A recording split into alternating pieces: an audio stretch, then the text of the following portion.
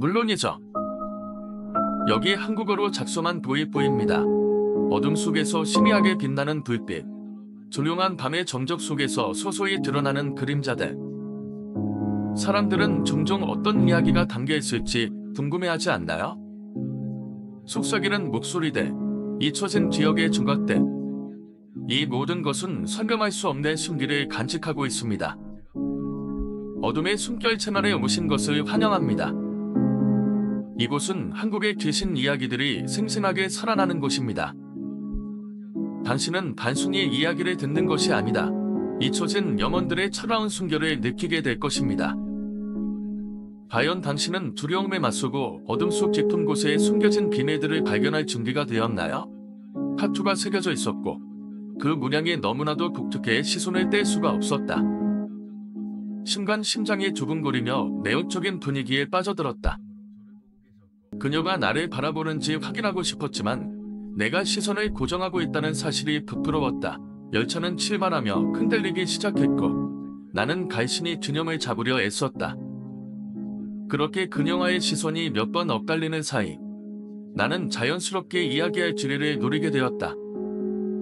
타투 멋지네요. 라고 말을 걸어보려 했지만 일이 떨어지지 않았다. 대신 그녀가 다른 방향을 바라보는 사이 슬쩍 그녀의 다리를 다시 살펴보았다. 그 순간 이상한 기분이 들었다. 다른 승객들이 무심하게 지나치는 동안 그녀의 존재가 나에게 유독 눈에 띄었다. 주변의 소음이 점점 멀어지는 듯한 느낌과 함께 내가 마치 그녀와 단 둘이 있는 듯한 착각에 빠졌다. 그러나 곧바로 그 감정이 부담으로 바뀌었다. 혹시 내가 이상하게 생각하고 있는 건 아닐까 하는 불안감이 스멀스멀 올라왔다. 하지만 그녀의 매력에 사로잡혀 무작정 이 순간을 즐기기로 했다. 그리고 결국 나는 다짐했다. 다음 역에서 내릴 때 그녀에게 꼭 말을 걸어야겠다고. 그렇게 마음속으로 여러 가지 대화를 준비하며 시간을 보내던 중 열차가 다음 역에 도착했다. 문이 열리자 많은 사람들이 내리고 나는 숨을 깊이 들이쉬며 용기를 냈다. 그녀도 일어나서 내리는 듯했다. 그때 아까의 모든 망설임이 사라지고 호기심이 솟아올랐다. 나는 재빨리 그녀에게 다가갔고 혹시 타투에 대해 이야기해줄 수 있나요? 라고 물었다. 그녀가 내 말을 듣고 돌아보며 웃었다. 물론이죠. 이건 제 인생의 중요한 부분이에요. 그 순간 내 심장은 다시 뛰기 시작했다. 이 대화가 시작의 전환점이 될 것 같았다. 나기 시작했다. 열차가 흔들릴 때마다 나는 몸을 움츠리며 스스로에게 아니, 이건 꿈이야 라고 되뇌었다. 하지만 그녀의 눈빛은 그럴 리가 없음을 말해주고 있었다. 계속해서 나를 바라보는 그녀의 시선에서 뭔가를 읽어내려 했지만 그저 혼란스럽기만 했다. 이럴 리가 없어. 나 같은 사람이 라는 생각이 들자 그녀가 웃는 모습이 더욱 선명하게 각인되었다. 나도 모르게 나의 입가에도 미소가 떠올랐고 순간적으로 모든 것이 멈춘 듯한 기분이었다. 그때 열차가 다시 출발하며 나는 본능적으로 손잡이에 힘을 주었다. 주변의 소음이 멀어지는 가운데 그녀의 눈빛이 더욱 강렬해졌다. 마치 내 마음속 깊은 곳에 있는 생각을 읽고 있는 것만 같았다.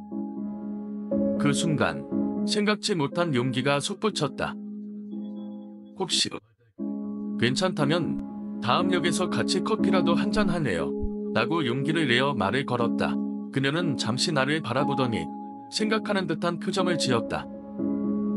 그리고는 마침내 미소를 지으며 중화하여 저도 그게 좋을 것 같아요 라고 대답했다. 그 말에 나는 모든 긴장이 풀리는 느낌이었다. 마치 꿈속에서 빠져나오는 듯한 기분이었다. 열차가 다음 역에 도착하자 그녀와 함께 내렸다. 우리는 서로의 시선을 맞추며 커피숍을 향해 걸어봤다. 결국엔 하루의 끝에서 만난 특별한 순간이었다. 그동안의 모든 스트레스가 한순간에 사라지며 기분이 좋았다. 이제야 진짜 시작이라고 느끼며 나는 그녀에게 질문을 던졌다. 타투에 대해 이야기해줄 수 있어요. 그녀는 잠시 미소를 지으며 고개를 끄덕였다. 물론이죠. 이건 제 인생의 이야기를 담고 있어요. 그렇게 우리의 대화는 시작되었고 그 순간이 나에게 어떤 의미로 남을지 기대되었다. 나는 손으로 친구의 입을 막으며 낮은 목소리로 조용히 해. 그 여자 같어. 라고 속삭였다. 친구는 나를 의아하게 바라보더니 창문으로 시선을 돌렸다. 그 순간 그의 표정이 변했다. 진짜네. 저 여자 왜 그래? 친구는 의아해하며 나를 쳐다봤고 나는 급히 고개를 끄덕였다. 우리는 조용히 대화를 이어봤지만 밖에 서 있는 그녀는 여전히 203호 앞에 서 있었다. 불안한 마음이 내 가슴을 조여오고 순간적으로 나는 이 상황이 얼마나 비현실적인지 실감했다. 어떻게 하지? 도대체 왜 따라오는 거야? 나는 친구에게 속삭이며 다만한 표정을 지었다. 친구는 잠시 생각하더니 창문으로 나가면 안 돼. 아파트 계단으로 내려가자고 제안했다. 그 말에 나는 심하게 불씨를 느꼈다. 친구야, 그게 나을 것 같다. 우리는 조심스럽게 집을 나섰다. 친구가 먼저 나가고 나는 뒤따라 나섰다. 계단을 조용히 내려가며 혹시라도 그녀가 따라오는지 계속 확인했다. 아파트 1층에 도착하자 나는 안도의 한숨을 내쉬었다. 이제 괜찮겠지, 친구가 말했다. 우리는 밖으로 나갔고 그녀가 여전히 아파트 안에 있는지 확인하기 위해 잠시 멈췄다. 혹시 계속 서 있을까? 내가 물었다. 친구는 고개를 숙이며 더 잘 모르겠소라고 대답했다. 조심스럽게 주변을 살펴보니 다행히도 그녀는 더 이상 보이지 않았다. 우리 일단 다른 곳으로 가자. 커피숍 같은 데서 좀 쉬자고 친구가 말했다. 그렇게 우리는 근처 카페로 발걸음을 옮겼다. 마음이 조금 안정되었지만 여전히 그녀의 존재가 머릿속에 남아 있었다. 카페에 들어가자 나는 긴장을 풀고 앉아 있었다. 이런 일은 처음이야. 친구가 나를 바라보며 물었다. 아니, 진짜 무서웠어. 아무 이유 없이 나를 따라오다니. 내 말에 친구는 진지한 표정으로 고개를 끄덕였다. 그 여자랑 대화라도 해봤어. 친구가 궁금해하며 말했다. 아니, 그냥 그 여자의 시선만 느꼈고. 내가 말하는 도중 다시 그녀가 생각났다. 정말로 왜 나를 따라온 걸까? 한편으로는 호기심이 커졌지만 다른 한편으로는 그녀가 다시 나타날까 두려웠다. 그렇게 우리는 커피를 마시며 사망을 정리하려고 했지만 마음속의 불안감은 좀처럼 가시지 않았다 와 있었고 많은 사람들이 구경하고 있었다. 나는 그 광경에 압도당한 채 멍하니 서 있었다.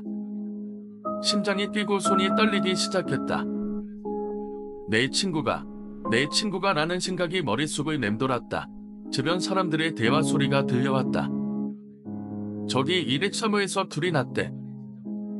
소방관들이 들어가고 있어. 누군가 안에 남아있지 않길 바래. 그러면서 사람들은 둘길을 지켜보며 불안한 표정을 지었다. 나는 이제 더 이상 가만히 있을 수 없었다. 즉시 친구의 집으로 달려갔다. 건물 안으로 들어가려 했지만 소방관들이 출입을 막고 있었다. 죄송하지만 출입할 수 없습니다. 모두 멀리 떨어져 주세요. 소방관의 경고가 들렸지만 나는 내 친구가 그 안에 있을지도 모른다는 생각에 두려움에 휩싸였다. 내 친구가 저 안에 있어요. 나는 소리쳤다.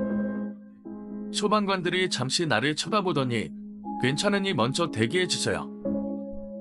내부 상황이 불안정합니다. 라고 답했다. 그러나 나는 그들의 말을 듣고 있을 수가 없었다. 나는 주위를 둘러보며 사람들을 찾았다. 누군가 친구의 소식을 알고 있지 않을까. 그때 나와 가까운 위치에 서 있는 한 여성을 발견했다. 저기요. 내가 외쳤다. 혹시 103호에 사는 친구를 아시나요? 이름은 나는 잠시 말을 멈추었다. 그녀의 얼굴에선 두려움이 역력했다. 미안해요. 저도 그 집에 대해 들었어요. 지금 불이 나서 그녀는 말을 잇지 못했다.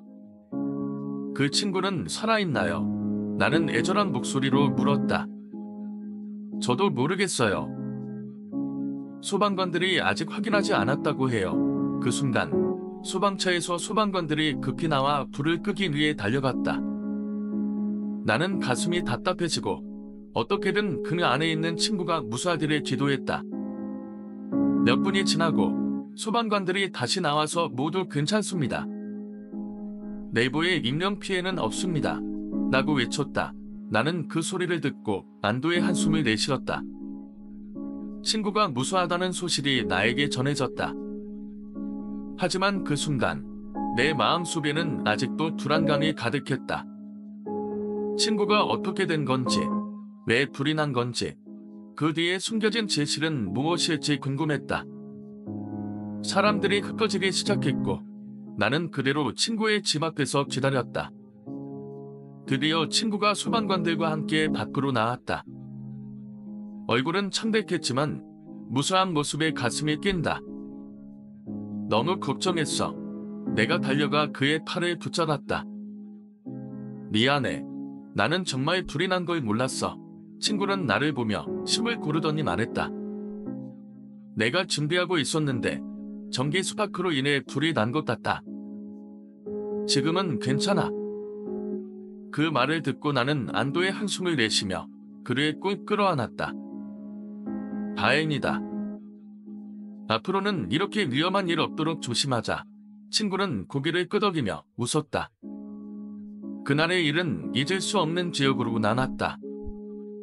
두려움과 안도의 감정이 교차했던 순간 친구의 소중함을 다시 한번 느끼게 해주었다. 내가 할 수 있는 것은 아무것도 없었다. 불길이 치솟던 그날 친구의 안전을 간절히 기도했지만 그 기도가 이렇게 처참한 결말로 이어질 줄은 상상도 못했다. 주변 사람들의 대화가 내 귀에 들어오는 것조차 고통스러웠고 그들의 말이 내 마음에 소금처럼 아프게 스며들었다. 그녀는 대체 어떤 심경으로 그리까지 내리막길을 걸었던 것일까? 그리고 왜 하필 내 친구를 선택했을까? 나는 그의 질문에 대한 답을 찾고 싶었지만 그럴 수 없었다. 친구가 죽었다는 사실이 너무나도 충격적이어서 그 어떤 생각도 곧바로 사라졌다. 조금씩 사람들의 시선이 나를 향했다. 누군가는 내가 친구의 집에 있었던 것을 알고 있었다. 그들의 눈빛은 의혹과 불신으로 가득했다. 그 남자가 그 여자와 연관이 있던 거 아니야? 왜 그 집에 있었던 걸까? 같은 소문들이 퍼져나갈까 두려웠다. 그저 불행한 사고일 뿐이었는데 이제는 내가 범죄자가 된 듯한 기분이었다. 시간이 지나면서 주변에서 일어난 일들은 점점 더 명확해졌다. 친구의 장례식에서 만난 사람들은 모두 슬픔에 잠겨 있었고 나 또한 그 슬픔을 나눠야 했다. 하지만 내 마음속에는 복잡한 감정이 얽혀 있었고 그게 나를 더욱 괴롭혔다. 불이 난 날, 그 여자가 나를 바라보던 순간이 떠올랐다. 그녀가 나를 주목했던 이유가 단순한 호기심이 아니다. 다른 목적이었음을 이제야 깨닫게 되었다. 내가 아닌 다른 누군가를 바라보았어야 했던 것일까? 아니면 내가 뭔가 도와줄 수 있었던 건 아닐까? 결국 친구를 잃고 나서 나는 그 사건의 진실을 찾기 위해 수소문하기 시작했다. 그녀가 왜 그렇게 극단적인 선택을 했는지, 친구와 어떤 관계였는지, 주변의 모든 것을 파헤쳐야 했다. 하지만 그 과정에서 나 자신도 점점 더 괴로워지는 것을 느꼈다. 결국 나는 이 모든 일이 내 탓인 것처럼 느껴졌다.